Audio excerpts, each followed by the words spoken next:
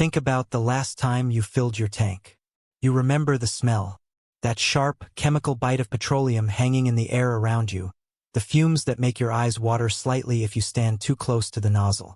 The pump clicks, the numbers roll, and somewhere in the back of your mind you do quiet math.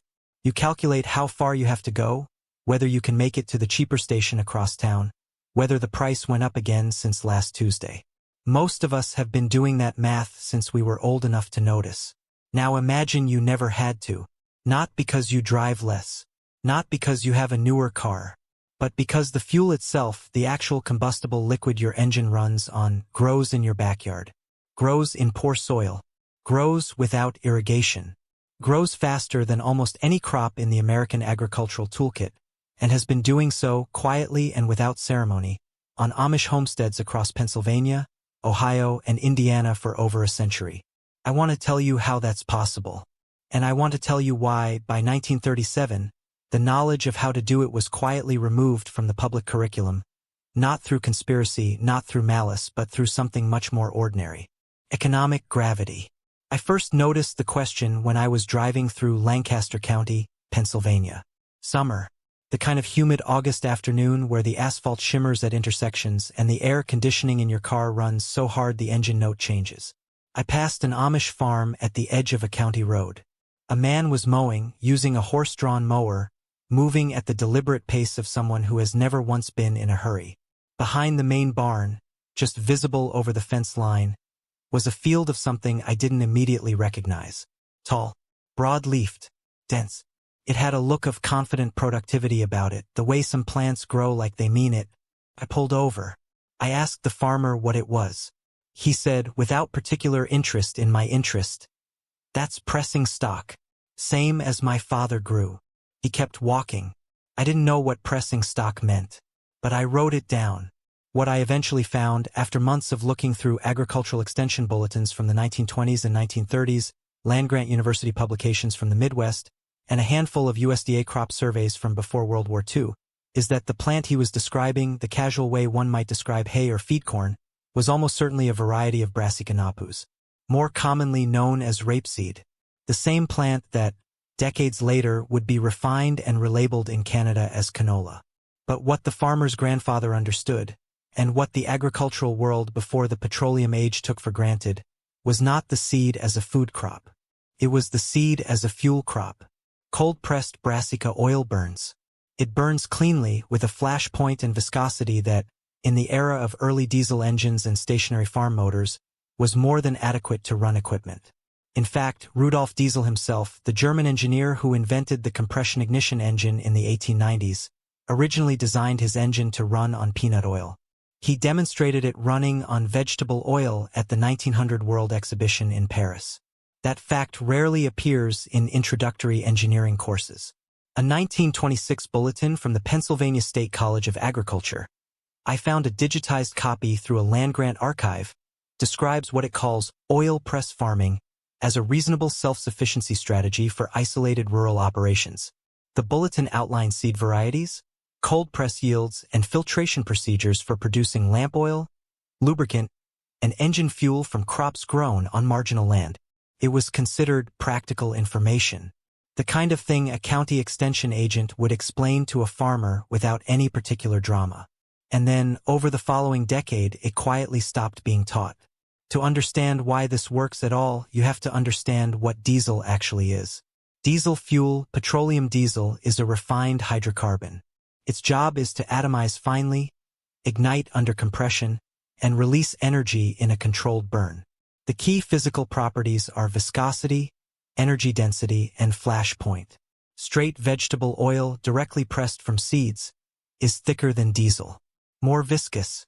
In a cold engine, that thickness can cause problems, poor atomization, carbon buildup on injectors, gelling in winter temperatures. But this is not an unsolvable problem. It is a chemistry problem. And chemistry has been solving problems for a very long time. The Amish solution, and I use that term loosely because this wasn't unique to the Amish, it was simply common rural practice, involved two refinements. The first was heat. Running the oil through a small heat exchanger before it reached the injection system dropped the viscosity enough for reliable atomization. Simple copper tubing routed near the exhaust manifold. Material cost at today's prices, roughly $12 to $18. The second, for those who wanted cleaner combustion and longer injector life, was a basic transesterification process. This is the same process used to make commercial biodiesel today, and it sounds complicated until you understand that it involves mixing vegetable oil with lye and methanol in the correct ratio, allowing the glycerin to separate and settle, and draining off the lighter, thinner fuel fraction that rises to the top. The chemistry is the same as soap making. The glycerin byproduct, the heavy layer that sinks, can be used to make actual soap, or as a livestock supplement, or as a soil amendment. Nothing is wasted. That's the part that takes a moment to fully absorb. The entire process produces useful outputs from all of its fractions. A paper from Oak Ridge National Laboratory, published in 1992 but drawing on much older agricultural chemistry, describes the energy balance of small-scale oilseed production as favorable under most temperate growing conditions, meaning the energy you put in to grow and press the crop is substantially less than the energy you get out of the fuel. The energy math works. It worked in 1900. It worked in 1937. It works today. This is not, in any meaningful sense, a new idea. The Chinese were pressing rapeseed oil for fuel and cooking as early as the 3rd century. Persian engineers used vegetable oil combustion in early lighting systems. In medieval Germany, rapeseed oil was the dominant lamp fuel in monasteries and civic buildings, the candle equivalent of institutional lighting before kerosene made it economically irrelevant. When German engineers in the late 19th century began developing stationary combustion engines for farm work, their earliest test fuels were not coal derivatives. They were pressed crop oils. The move to petroleum was a later development, driven not by the superiority of petroleum as a fuel source, but by the infrastructure that began to surround it. Railroads could move petroleum in bulk. Refineries could standardize it. Petroleum could be stored indefinitely without biological degradation. Vegetable oil, by contrast, goes rancid. It attracts insects. It requires freshness management. For an industrial civilization trying to scale everything, to supply fuel to 10 million engines instead of 10,000, petroleum had practical advantages that had nothing to do with raw performance. In rural America, before the interstate highway system, before regional fuel depots, before the convenience store on every county road, the calculus was different. Farms were isolated. Supply chains were unreliable. And the Amish, for reasons of religious conviction and community structure, had chosen to remain deliberately outside the convenience infrastructure that everyone else was building their lives around. So they kept doing what their grandfathers had done. They kept pressing the oil. There's a question worth sitting with here. If this worked, if vegetable oil fuel was practical, achievable, and documented, why did it disappear from common agricultural knowledge? The honest answer is not a satisfying one. It doesn't have a villain. It doesn't have a boardroom meeting where someone decided to erase it. What it has is incentive structures. By the mid-1930s, the American petroleum industry had built something remarkable, a distribution network that reached almost everywhere. Gas stations appeared along roads that, a generation earlier, had been dirt tracks. Oil companies struck deals with automobile manufacturers to standardize engine tolerances around petroleum-based fuels. The American Farm Bureau Extension Service, which was the primary vehicle for distributing agricultural knowledge to rural families, was increasingly influenced by the industrial inputs industry, a coalition of fertilizer manufacturers, machinery companies, and fuel distributors who had a shared interest in farm operations remaining dependent on purchased inputs. There was no profit in teaching a farmer to grow his own fuel, not because the fuel was worse, but because a farmer who presses his own oil from a field of brassica on land that would otherwise grow nothing, that farmer represents a permanently closed sale. He will never buy that fuel. He will never need that service station. He will never depend on that distribution network. Service economies, by their structure, are rewarded by dependency. The more a farmer requires outside inputs, the more transactions occur. The more transactions occur, the more infrastructure is justified. The more infrastructure is justified, the more capital flows into it, and the harder it becomes to justify the infrastructure of self-reliance. The 1937 USDA Bulletin Restructuring, which I found documented in archive correspondence at the National Agricultural Library in Beltsville, Maryland, effectively redirected extension agent education toward yield maximization and market integration rather than homestead self-sufficiency. The language of those memos is not conspiratorial. It is entirely rational from a policy standpoint. The goal was to make American agriculture more productive, more market-connected, more efficient at scale. The knowledge of how to press fuel from a field didn't get banned. It just stopped being worth teaching to a generation that was being asked to participate in a national economic model. And a generation later, nobody remembered it. Except the Amish. Here is what a small-scale brassica fuel operation actually looks like. Not romantically, practically. The crop, winter rapeseed Brassica napus, is the standard starting point. It tolerates poor soil conditions, grows well in USDA hardiness zones 3 through 9, and requires minimal inputs once established. Seed cost is approximately $12 to $18 per acre. An acre of rapeseed in reasonable conditions produces roughly 50 to 100 gallons of oil per season, depending on soil quality, rainfall, and seed variety. For reference, the average American car drives about 15,000 miles per year. At 35 miles per gallon, that's roughly 430 gallons of fuel.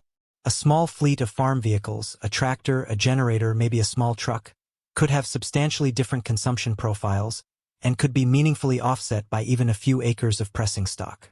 The press, cold press oil expellers are available through agricultural supply companies, the same machines used for small-scale olive oil and sunflower oil production.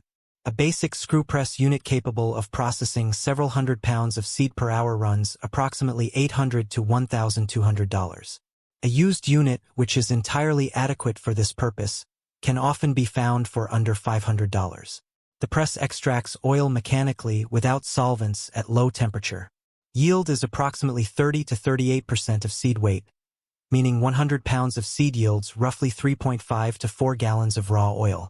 The remaining press cake, what's left after extraction, is a high-protein animal feed supplement, directly usable for cattle, pigs, or poultry. No waste fraction. The processing. For use in a diesel engine, the raw oil can be used directly with the addition of a preheater.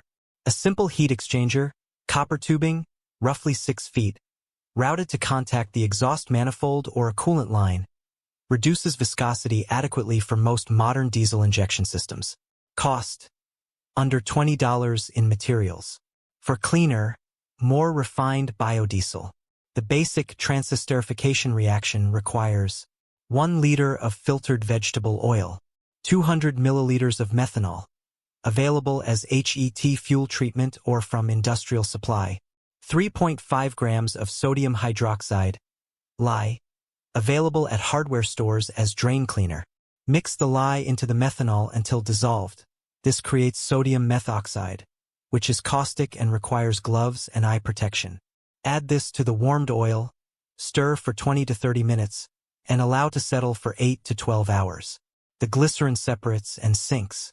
The biodiesel rises and can be decanted off. Material cost per liter of finished biodiesel, excluding the feedstock oil itself, approximately 18 to 25 cents at current chemical prices. Realistic caveats. This process is affected by temperature. Cold weather transesterification requires heated working conditions. The finished biodiesel, if water contamination occurs during processing, can cause filter clogging. Filtration after production is important. Cold flow performance of straight vegetable oil is inferior to petroleum diesel below approximately 40 degrees Fahrenheit without additives. None of these are disqualifying problems. They are management problems, the kind of problems that a careful, attentive operation solves through routine procedure. There's something else here that the crop and the chemistry don't quite capture. The Amish farmer I spoke to in Lancaster County didn't grow fuel because he had calculated the economics carefully. He grew it because his father grew it and his grandfather grew it, and the knowledge of why it worked and how to manage it had been passed down the same way you pass down any practical skill. Not through documentation, but through doing it together season after season until the hands know what the mind would have to be taught. That used to be ordinary. A generation ago, it was not remarkable for a man to know how to maintain the mechanical systems he depended on, to understand the basic chemistry of the materials he worked with, to grow or produce some meaningful fraction of the inputs his household consumed. Capability was assumed. Dependency was the exception. Somewhere in the last 60 or 70 years, that relationship inverted. We became dependent first and capable second. And gradually, with no formal announcement, the competence gap grew wide enough that most people, not through laziness, not through stupidity, but through the accumulated effect of 1,000 small decisions made by institutions and industries, simply don't have the knowledge anymore. Your grandfather probably knew how to do this, or someone in your town did, or a county agent could have told you. The knowledge didn't vanish because it failed. It vanished because the system built around it became inconvenient to maintain. There's a particular feeling that comes from pressing oil from a crop you grew on land you tilled, knowing that the machine in your field runs on something you made, from something you grew, on soil you understand. That feeling doesn't have an economic category. It doesn't appear on any balance sheet, but it's real. And the people who still have it, the Amish farmers, the homesteaders, the old mechanics who learned from their fathers, carry something in them that no supply chain disruption can take away. I've thought about this for a long time now, not with outrage. Outrage would be too easy and too imprecise. What I feel is closer to a quiet, uncomfortable recognition. We built a civilization on the assumption that complexity is progress, that buying a refined product is always better than making a crude one yourself, that the division of labor, the specialization of everything, is an unconditional improvement on the older ways. And in many respects it is. We live longer. We travel farther. We communicate across impossible distances. But something got traded in that transaction. Something that's hard to name without sounding sentimental. The fuel in your car today was extracted from ancient geological deposits somewhere on another continent, refined in a facility you've never seen, transported through a pipeline you've never visited, distributed by a company you have no relationship with, and sold to you in a transaction that requires you to have money, and them to have supply, and neither of those things to break down at an inconvenient moment. And the only alternative that ever existed, the one that grew in the field, pressed in the barn, processed in the shed, and burned in the engine just fine for 30 years before anyone told you it was obsolete. That knowledge is now held by a small number of farming communities in rural Pennsylvania and Ohio who were too committed to their own way of life to let the modern world teach them it wasn't worth knowing. I'm not sure we got the better end of that bargain. The brassica fuel story is one layer of this. But there's a deeper pattern underneath it, a recurring structure in American agricultural and mechanical history where a practical, self-reliant technology was functional, documented, and widely understood, and then was quietly replaced not by something better, but by something more dependent. There's an old cooling system, used in buildings across the American South before air conditioning, that reduced interior temperatures by 12 to 18 degrees without electricity, without refrigerant, without any moving parts at all. It was built into the design of houses from the 1880s through the 1920s. Then residential construction standardized.